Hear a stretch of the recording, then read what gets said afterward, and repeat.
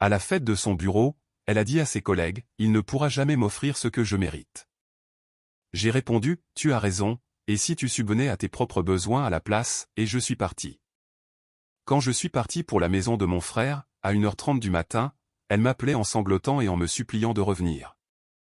Vous savez ce que l'on dit, que l'on ne connaît jamais vraiment quelqu'un avant de le voir dans son environnement naturel? Eh bien, la fête de Noël du bureau de ma femme était sur le point de devenir une leçon magistrale à ce sujet. J'aurais dû voir les signes plus tôt. La façon dont elle faisait des petites remarques sur notre budget ces derniers temps, comment elle levait les yeux au ciel quand je mentionnais d'économiser pour des vacances au lieu d'acheter ce meuble cher qu'elle voulait. Mais rien ne m'avait préparé à ce qui s'est passé ce soir de décembre. La fête avait lieu dans un hôtel chic du centre-ville. Je portais mon plus beau costume, celui de couleur marine qu'elle m'avait choisi l'année dernière quand elle faisait encore semblant de se soucier de mon opinion. Elle était magnifique dans sa robe noire, celle qui coûtait plus cher que le paiement mensuel de ma voiture. En entrant, elle a immédiatement commencé à scruter la pièce comme un faucon cherchant sa proie. « Il y a Monsieur Garrison de la comptabilité » a-t-elle chuchoté en arrangeant ses cheveux. « Il vient d'acheter cette nouvelle Tesla. Et là-bas, c'est Rachel Sterling du marketing. As-tu vu ces photos de vacances en Europe ?» J'aurais dû faire demi-tour à ce moment-là. Nous avons pris des verres et avons discuté de tout et de rien avec ses collègues.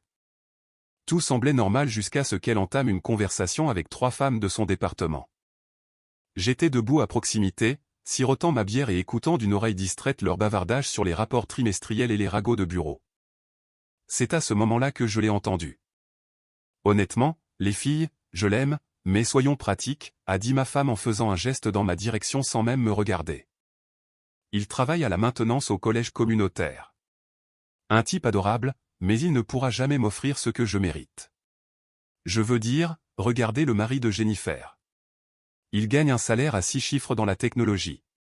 C'est le genre de sécurité dont une femme a besoin. Les 3 femmes m'ont jeté un regard que je ne peux décrire que comme de la pitié. L'une d'elles, une blonde nommée Ashley Parker, a hoché la tête avec sympathie. As-tu pensé à peut-être l'encourager à retourner à l'école ou à changer de carrière? Ma femme a ri, elle a vraiment ri. À 32 ans? S'il te plaît. Il est à l'aise là où il est. Il n'a pas l'ambition de viser plus haut. En gros, je porte ce foyer financièrement et émotionnellement. J'ai senti quelque chose changer en moi. Pas un chagrin d'amour, pas de la colère, de la clarté. Je me suis approché de leur petit cercle, j'ai posé ma bière sur la table voisine et j'ai souri. Excusez-moi, mesdames. Je n'ai pas pu m'empêcher d'entendre. Le visage de ma femme est devenu pâle. Chérie, nous étions juste en train de... Non, non. S'il vous plaît, continuez, ai-je dit, en gardant ma voix calme et agréable. Vous disiez que je ne pourrais jamais vous offrir ce que vous méritez. Vous savez quoi? Vous avez absolument raison. Les 3 femmes semblaient mal à l'aise, sentant la tension, mais je n'avais pas fini. En fait, vous m'avez ouvert les yeux sur quelque chose d'important ce soir. Vous avez absolument raison de mériter une meilleure sécurité financière. J'ai regardé ma femme droit dans les yeux. Alors, voici ce que nous allons faire. À partir de demain, vous pourrez vous offrir exactement ce que vous méritez. Elle a essayé de saisir mon bras. De quoi parles-tu? Tu me mets dans l'embarras. Je te mets dans l'embarras? J'ai ri assez fort pour que les conversations voisines s'interrompent. Ma chérie, je travaille 45 heures par semaine à entretenir des installations qui éduquent des milliers d'étudiants. Je rentre à la maison dans une maison propre. Je prépare le dîner 3 soirs par semaine et je ne t'ai pas demandé de contribuer un seul dollar à nos dépenses ménagères depuis 2 ans pendant que tu économises pour tes sacs à main de créateur. Le cercle autour de nous s'était agrandi.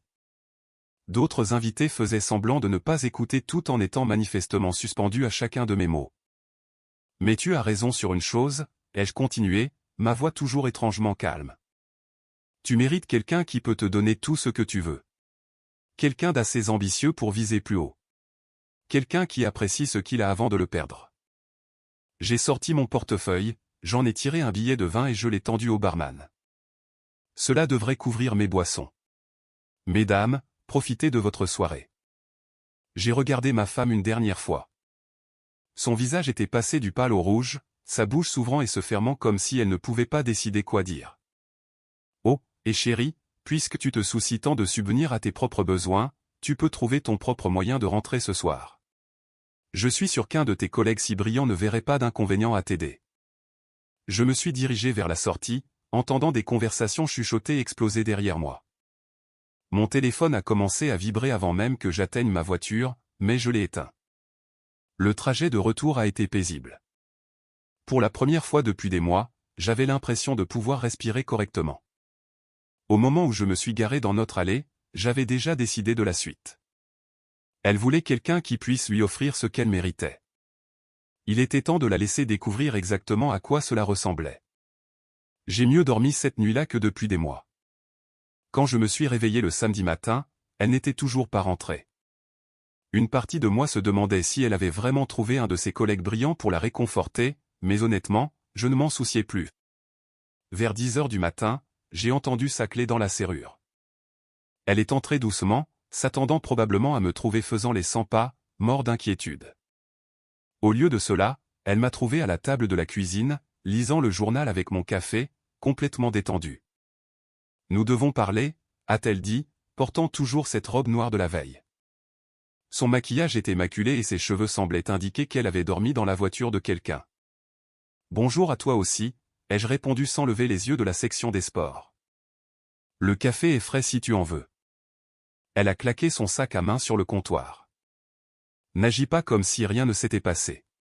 Tu m'as humilié devant tout mon département. J'ai plié le journal et l'ai regardé calmement. Je t'ai humilié? C'est intéressant. Explique-moi exactement comment je t'ai humilié. Tu as fait une scène. Tout le monde regardait. Tout le monde regardait parce que tu as passé 10 minutes à raconter à tes collègues quelle déception financière ton mari est. J'ai simplement été d'accord avec toi. J'ai pris une autre gorgée de café. Alors, quel est le problème? Elle a commencé à faire les 100 pas dans la cuisine comme un animal en cage. Ce n'était pas comme ça et tu le sais. Je ne faisais que me défouler avec les filles. Les femmes font ça. Ça ne veut rien dire. Te défouler, j'ai répété le mot lentement. Alors, quand tu leur as dit que je ne pourrais jamais t'offrir ce que tu mérites, ce n'était que pour te défouler? Oui. Mon Dieu, tu es si dramatique à ce sujet. Je me suis levé et je suis allé au comptoir de la cuisine, m'appuyant contre lui. Laisse-moi te poser une question. Si un de mes copains au travail me demandait comment allait notre mariage et que je lui disais, tu n'es pas assez jolie pour moi et je mérite quelqu'un de plus attirant, est-ce que ce serait juste pour me défouler? Son visage est devenu rouge vif. C'est complètement différent. Comment? Parce que ce serait à propos de quelque chose que je ne peux pas changer. J'ai ri. J'ai vraiment ri. Donc ma carrière est quelque chose que je peux changer, mais tu penses que je devrais la changer pour répondre à tes standards. Compris. Un comportement d'épouse très encourageant. Elle a essayé une approche différente, sa voix devenant plus douce. Bébé, je ne le pensais pas de la façon dont ça a sonné. Je t'aime exactement comme tu es. J'essayais juste de m'intégrer avec les autres épouses. Tu sais comment elles sont. Non, je ne sais pas comment elles sont. Explique-moi.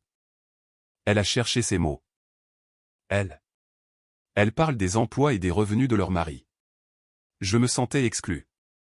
Alors, tu m'as jeté sous un bus pour t'intégrer avec des gens que tu vois 8 heures par jour. J'ai hoché la tête lentement. C'est parfaitement logique. Ne sois pas sarcastique. Je ne suis pas sarcastique.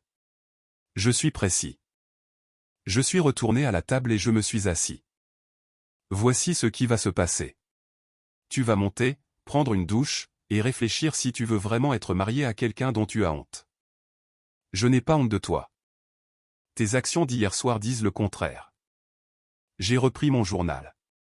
Prends ton temps pour y réfléchir. Mais comprends bien ceci. Je ne changerai pas de carrière pour impressionner tes collègues. Je ne m'excuserai pas pour ce que j'ai dit hier soir, et je ne ferai certainement pas semblant que cette conversation n'a jamais eu lieu. Elle m'a fixé pendant un long moment, attendant probablement que je craque et que je commence à m'excuser comme je le faisais habituellement après nos disputes. Quand j'ai simplement continué à lire, elle a soufflé et a monté les escaliers en tapant des pieds. C'est ridicule. Tu agis comme un enfant, a-t-elle lancé par-dessus son épaule. En fait, j'agis comme un homme qui connaît sa valeur, ai-je répondu. Tu devrais peut-être chercher ça dans le dictionnaire pendant que tu es à l'étage. J'ai entendu la porte de sa chambre claquer et j'ai souri. Pour la première fois en 3 ans de mariage, je ne courais pas après elle, essayant de réparer les choses. C'était libérateur. Vers midi, elle est redescendue en jean et pull, les cheveux encore humides de la douche. Elle a essayé d'agir comme si tout était normal, se préparant un sandwich et me demandant si je voulais déjeuner. Je vais bien, merci, ai-je dit, sans lever les yeux de mon ordinateur portable où je recherchais des procédures de maintenance pour le travail. Qu'est-ce que tu fais? Des trucs de travail? J'apprends de nouvelles techniques pour l'optimisation des systèmes de CVC. Tu sais, j'essaie d'être meilleur à ce travail dont je suis apparemment censé avoir honte. Elle a posé son sandwich plus fort que nécessaire. D'accord, j'ai compris. Tu es en colère, mais pouvons-nous s'il te plaît passer à autre chose? C'était un seul commentaire stupide. J'ai fermé l'ordinateur portable et je l'ai regardé droit dans les yeux. Ce n'était pas un seul commentaire. C'était ton opinion honnête sur notre mariage, dite à voix haute à des gens qui me connaissent à peine. La seule raison pour laquelle tu es désolé, c'est parce que tu t'es fait prendre. Ce n'est pas vrai. Prouve-le. Comment? Je me suis levé et je me suis dirigé vers le salon. Trouve un moyen. Mais jusqu'à ce que tu le fasses, je dormirai dans la chambre d'amis. Tu dors dans la chambre d'amis? Pour ça? Je me suis retourné vers elle. Pour ça? Non. Pour le fait que ma femme pense si peu de moi qu'elle m'utilise comme son souffre-douleur personnel au fait de bureau? Oui, ça mérite la chambre d'amis. Sa bouche s'est ouverte comme si elle ne pouvait pas croire que j'allais vraiment jusqu'au bout. C'est insensé. Tu es en train de jeter notre mariage par-dessus bord pour une seule nuit. Je me suis arrêté au bas des escaliers. Je ne jette rien par-dessus bord. Je refuse simplement de partager un lit avec quelqu'un qui ne me respecte pas assez pour garder nos affaires privées. Alors que je montais pour déplacer des vêtements dans la chambre d'amis, je l'ai entendu m'appeler. Très bien, mais tu vas réaliser à quel point tu es stupide quand tu te calmeras. J'ai souri pour moi-même. Elle pensait toujours que c'était une question de colère. Elle n'avait aucune idée que pour la première fois depuis des années, je pensais de manière complètement claire. Le lundi matin, la tension dans la maison était à couper au couteau. Elle avait passé le dimanche à essayer différentes approches, de la fausse gaieté au voyage de culpabilité sur la façon dont je la punissais d'être honnête. Rien de tout cela n'a fonctionné parce que je ne jouais plus le jeu. Je suis allé au travail comme d'habitude, j'ai réparé une chaudière cassée dans le bâtiment des sciences, j'ai mis à jour quelques panneaux électriques et j'ai déjeuné avec mon superviseur, Blake Morrison. C'est un type bien qui gère les installations depuis 15 ans. Tu sembles différent aujourd'hui, a dit Blake alors que nous étions assis dans la salle de pause. Plus détendu ou quelque chose comme ça. J'ai juste eu une certaine clarté sur quelques points ce week-end, lui ai-je dit. Tant mieux pour toi. Parfois, nous avons besoin de ces moments pour nous réinitialiser. Il n'avait aucune idée à quel point il avait raison. Quand je suis rentré à la maison ce soir-là, elle était dans la cuisine en train de préparer le dîner. Quelque chose d'élaboré avec une sauce au vin qu'elle ne faisait que lorsqu'elle essayait de me manipuler pour que je lui pardonne. Ça sent bon, ai-je dit en accrochant ma veste de travail. C'est ton plat préféré, a-t-elle dit avec une gaieté forcée. Je pensais que nous pourrions avoir un bon dîner et parler. Bien sûr, je vais aller me nettoyer. Quand je suis redescendu, elle avait mis la table de la salle à manger avec nos belles assiettes et allumé des bougies. Elle mettait vraiment le paquet. C'est joli, ai-je dit en m'asseyant. Elle rayonnait comme si elle avait déjà gagné. Je pensais que nous pourrions mettre toute cette stupide dispute derrière nous et revenir à la normale. Qu'est-ce que la normale? Ai-je demandé en coupant le poulet. Tu sais, nous, comme nous étions avant vendredi soir. J'ai mâché pensivement. Tu veux dire là où tu me manques de respect et où je fais semblant de ne pas le remarquer? Son sourire s'est effacé. Je ne te manque pas de respect. La soirée de vendredi dit le contraire. Mon Dieu, allons-nous parler de la soirée de vendredi pour toujours? Jusqu'à ce que tu comprennes pourquoi c'était un problème. Oui, probablement. Elle a posé sa fourchette et s'est penchée en avant. D'accord, très bien. Je suis désolé d'avoir dit ces choses. Je suis désolé d'avoir blessé tes sentiments. Pouvons-nous s'il te plaît passer à autre chose maintenant? De quoi es-tu désolé spécifiquement? Elle a cligné des yeux. Que veux-tu dire? Je veux dire, qu'as-tu fait de mal spécifiquement? Explique-moi. Elle avait l'air frustrée. J'ai dit des choses sur ton travail que je n'aurais pas dû dire. Quelles choses? Que tu ne pouvais pas offrir ce que je mérite. Et pourquoi était-ce mal? Elle devenait en colère maintenant. Parce que ça a blessé tes sentiments. J'ai hoché la tête lentement. Alors, tu penses que le problème était que ça a blessé mes sentiments? Pas que ce que tu as dit était irrespectueux et faux. Ce n'était pas faux. Les mots flottaient dans l'air comme de la fumée. J'ai posé ma fourchette et je l'ai regardée. Excuse-moi. Elle a réalisé ce qu'elle venait de dire et a essayé de faire marche arrière. Je veux dire, ce n'était pas censé être blessant, mais... Mais tu penses que c'est exact que je ne peux pas offrir ce que tu mérites. Elle s'enfonçait de plus en plus et elle le savait. Ce n'est pas ce que je voulais dire. Qu'est-ce que tu voulais dire? Je voulais dire que peut-être nous pourrions tous les deux viser plus haut financièrement. Nous deux, ai-je répété lentement. Choix de mots intéressants considérant que tu as contribué exactement $0 à notre budget domestique au cours des 18 derniers mois. J'économise pour des choses dont nous avons besoin. Comme quoi? Comme les nouveaux meubles pour le salon, comme une meilleure voiture, comme des vacances quelque part de décent au lieu de faire du camping. J'ai ri, mais il n'y avait aucun humour là-dedans. Alors, tu économises ton argent pour des choses que tu veux pendant que je paie pour tout ce dont nous avons réellement besoin, et ensuite tu te plains à tes collègues que je ne peux pas fournir assez. Elle est restée silencieuse un moment, puis son téléphone a vibré sur le comptoir. Elle y a jeté un coup d'œil et a rapidement détourné le regard, mais pas avant que je voie son visage changer. Tu ne vas pas vérifier ça? C'est juste des trucs de travail. Un lundi à 19 h? Certains d'entre nous ont des carrières exigeantes, a-t-elle lancé, puis a immédiatement semblé le regretter. Je me suis levé. Tu sais quoi? Tu as raison. Certaines personnes ont des carrières exigeantes, et certaines personnes respectent suffisamment leurs conjoints pour ne pas les dénigrer auprès de leurs collègues. Je me suis dirigé vers le salon, mais quelque chose m'a fait faire demi-tour. Oh, et merci pour le dîner. C'est délicieux. Ça montre vraiment ce que tu peux accomplir quand tu y mets des efforts. Le sarcasme ne lui a pas échappé.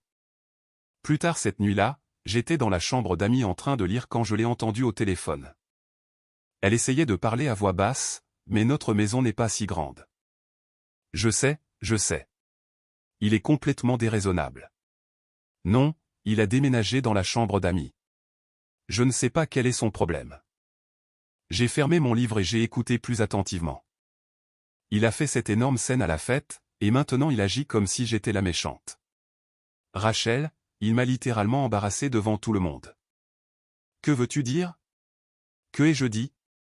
Il y a eu une longue pause. J'étais juste honnête à propos de notre situation financière. Non, je n'ai rien dit qui ne soit pas vrai. Une autre pause. Eh bien, oui, mais c'est différent. Brad a vraiment de l'ambition. Il va loin. J'ai senti ma mâchoire se crisper. Brad. Ce devait être Brad Thornton de son département marketing. Celui avec la Tesla. Je ne dis pas que je ferai quoi que ce soit, mais au moins il apprécie une femme qui a des objectifs. C'en était assez. Je me suis levé et je suis allé à la porte de notre chambre, qui était légèrement ouverte. Elle était assise sur le lit, le dos tourné vers moi. « Écoute, je dois y aller », a-t-elle dit rapidement. « Je t'appellerai demain. » Elle a raccroché et s'est retournée, sursautant en me voyant dans l'embrasure de la porte. « Depuis combien de temps es-tu là? » Assez longtemps, ai-je dit calmement. Brad Thornton, département marketing, propriétaire d'une Tesla. Ce Brad-là. Son visage est devenu blanc. Ce n'est pas ce que tu penses. Qu'est-ce que je pense? Qu'il y a quelque chose qui se passe entre nous. Y a-t-il quelque chose? Non. Mon Dieu, non. Je parlais juste à Rachel de trucs de travail. Des trucs de travail, c'est ça? Je me suis appuyé contre le cadre de la porte. Et la partie où il apprécie les femmes qui ont des objectifs? Je faisais juste une comparaison. À quoi? Elle ne pouvait pas répondre à ça sans s'enfoncer davantage. Alors, elle ne l'a pas fait. J'ai hoché la tête lentement. Tu sais quoi? Ça a été instructif. Merci pour l'honnêteté. Où vas-tu? Retourner dans la chambre d'amis pour réfléchir à certaines choses. Quelles choses? Je l'ai regardée assise là sur notre lit, le téléphone toujours à la main, prise en flagrant délit de parler d'un autre homme tout en se plaignant de son mari. Comme par exemple si je suis marié à quelqu'un qui veut être marié à moi. J'ai fermé la porte derrière moi et je suis retourné dans ma chambre, mais je ne me suis pas endormi. Au lieu de cela, je suis resté assis là à réfléchir à tout ce que j'avais entendu et vu au cours des derniers jours. Le matin venu, j'avais pris quelques décisions. Le mardi matin, je me suis réveillé tôt et j'ai fait du café. Elle est descendue vers 7 heures, se déplaçant prudemment comme si elle marchait dans un champ de mine. « Bonjour », a-t-elle dit avec précaution. « Bonjour. Le café est frais. » Elle s'est versé une tasse et s'est assise en face de moi à la table de la cuisine. Nous sommes restés assis en silence pendant quelques minutes avant qu'elle ne parle enfin. À propos de la nuit dernière. Ce que tu as entendu? Et alors? Je me défoulais juste auprès de Rachel. Ça ne voulait rien dire. J'ai posé ma tasse et je l'ai regardée droit dans les yeux. Tu sais, j'ai réfléchi à ce mot, se défouler. Tu l'utilises beaucoup pour excuser les choses que tu dis sur moi. Je n'excuse rien. Vendredi soir, c'était se défouler. Hier soir, c'était se défouler. Quand exactement parles-tu réellement positivement de ton mari? Elle s'est agitée, mal à l'aise. Je dis des choses positives sur toi tout le temps. À qui? À beaucoup de gens. Nomme-en un. Elle a ouvert la bouche, puis l'a refermée. Voici le problème, ai-je continué. Je suis marié avec toi depuis 3 ans. Pendant ce temps, je ne t'ai jamais entendu me défendre auprès de qui que ce soit. Ni ta famille, ni tes amis, ni tes collègues, mais je t'ai entendu te plaindre de moi à de nombreuses reprises. Ce n'est pas juste. Qu'est-ce qui n'est pas juste là-dedans? Tu fais paraître ça pire que ça ne l'est. Je me suis adossé à ma chaise. Vraiment? Parce que de mon point de vue, on dirait que tu as honte d'être marié à moi. Tu penses que je ne gagne pas assez d'argent. Tu penses que je manque d'ambition et tu es attiré par d'autres hommes que tu penses être de meilleurs pourvoyeurs. Je n'ai jamais dit que j'étais attiré par Brad. Tu as dit qu'il apprécie les femmes qui ont des objectifs. Tu as dit qu'il a de l'ambition. Tu as dit qu'il va loin. Qu'est-ce que je suis censé penser exactement? Elle est restée silencieuse pendant un long moment. Puis elle a essayé une autre approche. Écoute, peut-être que je n'ai pas été l'épouse la plus encourageante ces derniers temps, mais les mariages demandent du travail, n'est-ce pas? Nous devons tous les deux faire plus d'efforts. À quoi penses-tu que je devrais faire plus d'efforts? Eh bien, peut-être que tu pourrais te renseigner sur des programmes de certification ou envisager une formation en gestion. Il y a des opportunités d'avancement dans ton domaine. Je l'ai dévisagé. Donc, ta solution à ce problème est que je change de carrière pour te rendre plus heureuse. Pas changer de carrière, juste progresser. Pour impressionner tes collègues. Pour mieux subvenir à notre avenir. Notre avenir? Je me suis levé et je suis allé à la fenêtre. Parle-moi de notre avenir.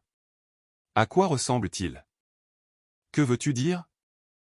Je veux dire, quand tu imagines notre vie dans 5 ans, que vois-tu? Elle s'est éclaircie, pensant que c'était un terrain sûr. Eh bien, j'espère que nous aurons acheté une maison, une belle, peut-être à Riverside Heights. Et j'aimerais commencer à penser aux enfants éventuellement, et nous pourrions prendre de vraies vacances, pas seulement des week-ends de camping. Et dans cet avenir, quel est mon rôle? Que veux-tu dire? Suis-je toujours le gars qui te met dans l'embarras au fait? Suis-je toujours le gars dont tu te plains à tes amis? Ou est-ce que tu commences magiquement à me respecter une fois que je gagne plus d'argent? Elle avait l'air confuse. Je te respecte. Non, tu ne me respectes pas. Je me suis retourné pour lui faire face. Et tu sais quoi? Je ne pense pas que plus d'argent changerait ça. Je pense que tu trouverais juste de nouvelles choses pour être déçu. Ce n'est pas vrai. Prouve-le. Comment? Je suis retourné à la table et je me suis assis. Voici comment. Je vais te donner un choix. Un choix très simple. Elle s'est penchée en avant, l'air nerveuse. Option 1. Tu trouves un moyen d'être fier de l'homme que tu as épousé. Tu arrêtes de te plaindre de moi aux autres. Tu arrêtes de me comparer à d'autres hommes. Tu commences à agir comme si tu voulais vraiment être marié à moi au lieu de te contenter de moi jusqu'à ce que quelque chose de mieux se présente. Et l'option 2, j'ai retiré mon alliance et je l'ai posée sur la table entre nous. Option 2, nous mettons fin à cela maintenant, proprement, avant de perdre plus de notre temps mutuel. Elle a regardé la bague comme si c'était un serpent. Tu n'es pas sérieux. Je n'ai jamais été plus sérieux de toute ma vie. Tu menaces de divorcer pour quelques commentaires. Je propose le divorce comme alternative au fait de rester marié à quelqu'un qui ne me respecte pas. Elle a ri, mais cela sonnait forcé. C'est ridicule. Tu ne peux pas juste me donner un ultimatum. Je ne te donne pas un ultimatum. Je te donne un choix. Il y a une différence. Quelle est la différence? Un ultimatum est une menace. Un choix est une opportunité. Elle a ramassé ma bague et a essayé de me la rendre. Remets ça. Tu es dramatique. Je ne l'ai pas prise. Qu'y a-t-il de dramatique à vouloir être marié à quelqu'un qui m'aime vraiment? Je t'aime vraiment. Tes actions suggèrent le contraire. Très bien. Elle a claqué la bague sur la table. Peut-être que je pense que tu pourrais faire mieux sur le plan professionnel. Peut-être que je suis frustré que nous ne puissions pas nous permettre les choses que je veux. Est-ce un crime? Non. Mais rester marié à quelqu'un que tu penses être en dessous de toi, oui. Elle m'a fixé pendant un long moment. Tu es vraiment sérieux à ce sujet? On ne peut plus sérieux. Et si je choisis l'option 1? Si j'essaie d'être plus encourageante, alors nous travaillons à reconstruire ce que nous avions avant que tu ne décides que je n'étais pas assez bien. Et si je choisis l'option 2? Alors nous remplissons les papiers et nous partageons tout 50-50e. Une rupture nette. Pas de drame. Elle est restée silencieuse pendant plusieurs minutes, faisant tourner la bague entre ses mains. Combien de temps ai-je pour décider? Aussi longtemps que tu en as besoin. Mais comprends bien ceci. Je ne retournerai pas à faire semblant que tout va bien. Je ne retournerai pas dans notre chambre tant que tu n'auras pas décidé que tu veux vraiment de moi là-bas. Et je n'irai plus à d'autres événements professionnels où tu m'utilises comme ton souffre-douleur personnel. Elle a levé les yeux vers moi avec quelque chose qui aurait pu être de la panique dans ses yeux. Tu es vraiment prêt à jeter 3 ans de mariage? Je me suis levé et j'ai attrapé ma veste de travail. Je ne jette rien. Je refuse de rester dans un mariage où je ne suis pas désiré. Je n'ai jamais dit que tu n'étais pas désiré. Tu n'as pas eu besoin de le dire. Je me suis dirigé vers le garage, la laissant assise à la table avec mon alliance à la main. En sortant de l'allée, je pouvais la voir à travers la fenêtre de la cuisine, fixant cette bague comme si elle contenait la réponse à une question qu'elle n'avait jamais pensé à se poser. La question était simple. Voulait-elle vraiment être mariée à moi ou juste être mariée en général? Au moment où je suis rentré ce soir-là, j'avais le sentiment que j'étais sur le point de le découvrir. Quand je suis rentré à la maison le mercredi soir, je savais que quelque chose avait changé. Elle m'attendait dans le salon, habillée comme si elle allait quelque part d'important. Son maquillage était parfait, ses cheveux coiffés, et elle portait la robe bleue que j'avais complimentée quand nous sortions ensemble. Nous devons parler, a-t-elle dit en se levant alors que j'entrais. D'accord, je t'écoute. J'ai réfléchi à ce que tu as dit hier, à propos du choix. J'ai accroché ma veste et je me suis assis en face d'elle. Et je pense que tu es injuste. Le mariage n'est pas parfait. Les gens disent des choses qu'ils ne pensent pas quand ils sont frustrés. Cela ne veut pas dire que nous jetons tout. Quelle chose as-tu dite que tu ne pensais pas? Elle a hésité une seconde. À propos de ton travail. À propos de subvenir aux besoins. Je me défoulais juste. D'accord. Je me suis adossé. Donc, tu ne pensais rien de tout ça. Pas de la façon dont ça a sonné. Comment le pensais-tu? Elle recommençait à être frustrée. Est-ce que ça a de l'importance? Je m'excuse. Pourquoi spécifiquement? pour avoir blessé tes sentiments. Je me suis levé. Ce n'est pas une excuse. C'est toi qui es désolé que je sois contrarié, pas désolé pour ce que tu as fait. Quelle est la différence? La différence est que tu penses toujours que ce que tu as dit était justifié. Tu souhaites juste que je ne l'ai pas entendu. Elle a bondi du canapé. Très bien. Tu veux que je dise que j'avais tort? J'avais tort. Heureux maintenant? En quoi avais-tu tort? À propos de. À propos de dire ces choses sur ton travail. Et de parler à Rachel de notre mariage. Et. Elle a levé les mains en l'air. Je ne sais pas ce que tu veux que je dise d'autre. Je veux que tu comprennes pourquoi c'était mal, pas seulement que tu l'admettes. C'était mal parce que ça t'a contrarié. Tu n'as toujours pas compris. Alors explique-moi. Je me suis retourné. C'était mal parce que tu es censé être ma partenaire. Les partenaires ne se rabaissent pas pour impressionner les autres. Les partenaires ne se comparent pas à des collègues. Les partenaires ne discutent certainement pas d'être attirés par d'autres hommes. Je n'ai jamais dit que j'étais attiré par Brad. Tu as dit qu'il apprécie les femmes qui ont des objectifs. Tu as dit qu'il a de l'ambition. Tu as dit qu'il va loin dans le contexte de te plaindre de ton mari. Qu'est-ce que je suis censé penser que cela signifie exactement? Elle est restée silencieuse un moment. Puis elle a essayé une autre approche. Écoute, peut-être que j'ai fait quelques erreurs, mais tu n'es pas parfait non plus. Tu te renfermes quand nous avons des problèmes au lieu d'en parler. Tu es têtu. Tu es rancunier. Donne-moi un exemple où j'ai été rancunier. Comme maintenant. Tu es rancunier à propos de vendredi soir. Ce n'est pas de la rancune. C'est moi qui refuse de prétendre que tout va bien quand ce n'est pas le cas. Qu'est-ce qui ne va pas? Je l'ai dévisagé. Tu ne le vois vraiment pas, n'est-ce pas? Voir quoi? Que tu ne me respectes pas. Que tu as honte d'être marié à moi. Que tu souhaiterais avoir épousé quelqu'un d'autre.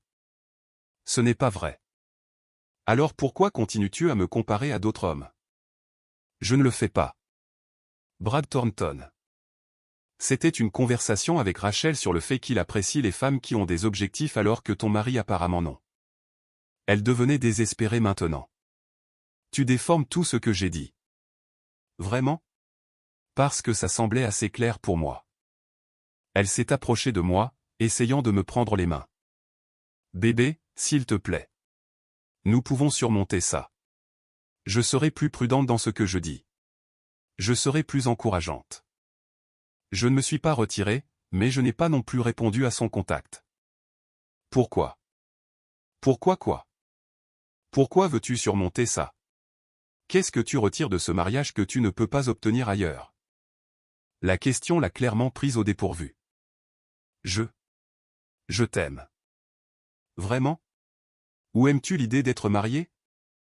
C'est une chose terrible à demander. C'est une question honnête. Que aimes-tu chez moi spécifiquement? Elle a commencé à énumérer des choses génériques. Tu es gentil. Tu es fiable. Tu prends soin de moi. Donc, je suis comme un bon employé. Ce n'est pas ce que je voulais dire. Qu'est-ce que tu voulais dire? Elle avait du mal maintenant. Tu es mon mari. Nous avons une vie ensemble. Une vie dont tu te plains constamment. Je ne me plains pas constamment. Vendredi soir à la fête. Lundi soir au téléphone avec Rachel. Hier matin quand tu as suggéré que je change de carrière. Dois-je continuer? D'accord, peut-être que j'ai été négatif ces derniers temps, mais ça ne veut pas dire que je ne t'aime pas. Je suis allé à la fenêtre de devant et j'ai regardé notre rue. Des maisons normales avec des familles normales ayant des problèmes normaux. Des problèmes qui n'incluaient probablement pas des épouses humiliant publiquement leur mari. Tu sais ce que j'ai réalisé? Ai-je dit sans me retourner. Quoi? J'ai passé 3 ans à essayer de te rendre heureuse, et tu as passé 3 ans à souhaiter que je sois quelqu'un d'autre. Ce n'est pas vrai. Je me suis retourné pour lui faire face. Alors prouve-le. Comment? Appelle Rachel tout de suite. Dis-lui que tu avais tort sur tout ce que tu as dit à mon sujet. Dis-lui que tu es fier d'être marié à moi. Son visage est devenu pâle. Pourquoi ferais-je ça? Parce que c'est ce que quelqu'un qui respecte son mari ferait. Je n'appelle pas Rachel. Pourquoi pas? Parce que c'est embarrassant. Plus embarrassant que ce que tu lui as déjà dit. Elle ne pouvait pas répondre à ça. Je suis passé devant elle en direction des escaliers. Je vais faire quelques bagages. Faire des bagages pourquoi? Je vais rester chez mon frère quelques jours. Pour te donner de l'espace pour réfléchir à ce que tu veux vraiment. Tu pars? Je te donne le temps de décider si tu veux être marié à moi ou juste être marié en général. Elle m'a suivi à l'étage. C'est insensé. Tu ne peux pas simplement partir. Regarde-moi faire. Alors que je sortais une petite valise, elle s'est assise sur le lit de la chambre d'amis, l'air stupéfaite. Qu'est-ce que je suis censé dire aux gens? Dis-leur ce que tu veux. Tu es doué pour ça. Combien de temps vas-tu rester chez Trevor? Jusqu'à ce que tu trouves ta réponse. Et si je connais déjà ma réponse? J'ai arrêté de faire ma valise et je l'ai regardée. Quelle est-elle? Elle est restée silencieuse pendant un long moment. Puis elle a dit la chose qui m'a tout dit. Je pense que tu es déraisonnable. Le mariage demande des compromis. Je ne devrais pas avoir à choisir entre avoir des opinions et garder mon mari heureux. J'ai fermé la valise. Voilà ta réponse. Que veux-tu dire? Tu viens de choisir.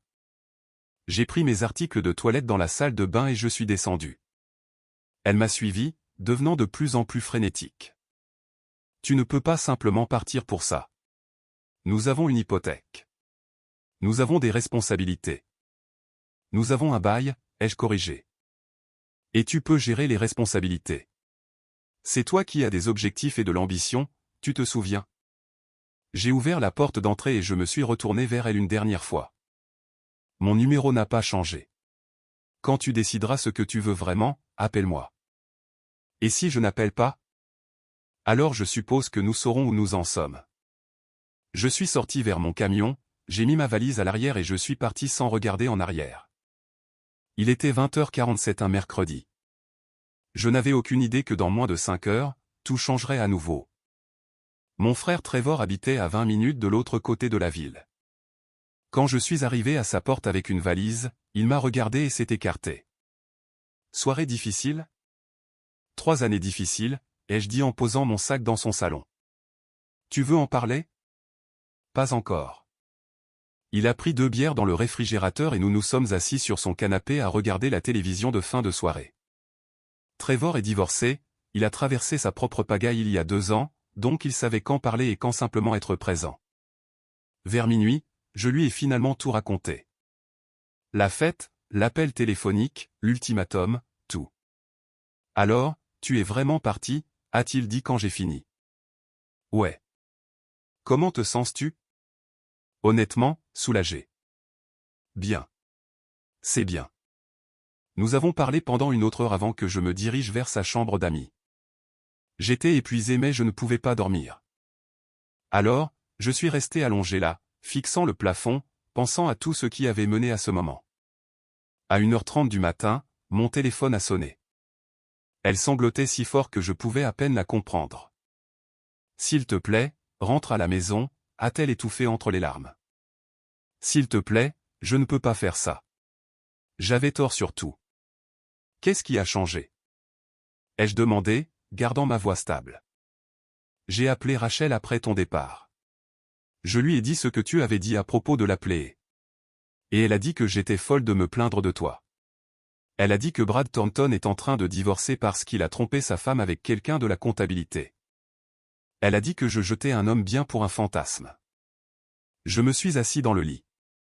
Continue. Elle m'a fait réaliser à quel point j'ai été stupide, comment je comparais notre mariage authentique aux performances factices des autres. Brad n'est pas ambitieux, il est imprudent. Sa femme a découvert l'affaire à la fête de Noël. La même fête où tu m'as mise dans l'embarras. Oui. Elle pleurait encore plus fort maintenant. Tout le monde en parlait après ton départ, de la façon dont je t'ai traité. Ashley Parker a dit qu'elle souhaiterait que son mari se défende comme ça. Est-ce pour ça que tu appelles? Parce que d'autres personnes t'ont fait réaliser que tu avais tort. Non, J'appelle parce que j'ai réalisé que j'étais sur le point de perdre la meilleure chose de ma vie à cause de mes propres insécurités. Quelles insécurités? De ne pas être assez réussi moi-même. De ne pas contribuer assez. Je projetais mes propres échecs sur toi. Pour la première fois depuis des jours, elle était cohérente. Je ne veux pas de divorce, a-t-elle continué.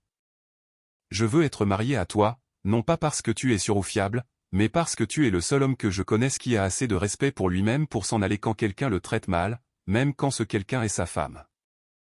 Surtout à ce moment-là. J'ai été silencieux un moment, en train de digérer. Si tu rentres à la maison, a-t-elle dit prudemment, ce ne sera pas comme avant. Je comprends ça, mais je veux essayer d'être la femme que tu mérites au lieu d'essayer de te transformer en quelqu'un d'autre. À quoi cela ressemble-t-il? Cela ressemble à moi prenant un deuxième emploi pour contribuer financièrement au lieu de me plaindre de ce que tu fournis. Cela ressemble à moi te défendant auprès des autres au lieu de chercher leur validation. Cela ressemble à moi étant fier de celui que j'ai épousé au lieu de souhaiter avoir épousé quelqu'un d'autre. J'ai regardé l'horloge. 1h35 du matin. Je serai à la maison dans 30 minutes. Merci, a-t-elle murmuré. Quand je suis rentré à la maison, elle était assise sur les marches de l'entrée dans sa robe de chambre, attendant. Elle s'est levée quand je suis sorti du camion. J'ai remis ta bague sur la table de chevet, a-t-elle dit doucement. Bon endroit pour elle. Allons-nous nous en sortir? Je l'ai regardée debout là. Pas de maquillage, les cheveux en désordre, les yeux rouges d'avoir pleuré. Pour la première fois depuis des mois, elle ressemblait à la femme que j'avais épousée. Cela dépend si tu pensais ce que tu viens de dire ou si ce n'est que la panique d'être seul. Je pensais chaque mot. Alors oui, nous allons nous en sortir. Elle s'est remise à pleurer, mais cette fois c'était du soulagement, pas du désespoir. 6 mois plus tard, elle a été promue au travail et a commencé à contribuer à nos dépenses ménagères. Elle ne s'est plus jamais plainte de mon travail et a même commencé à se vanter auprès de ses collègues de ma compétence dans ce que je fais. Le mois dernier, nous avons acheté une maison, pas à Riverside Heights, mais dans un quartier que nous aimons tous les deux. Elle a payé la moitié de la compte. Parfois, la meilleure chose que vous puissiez faire pour votre mariage est de refuser d'accepter moins que ce que vous méritez. Non pas parce que vous êtes exigeant, mais parce que vous connaissez votre valeur. Et parfois, s'en aller est ce qui apprend à quelqu'un d'autre à la reconnaître également.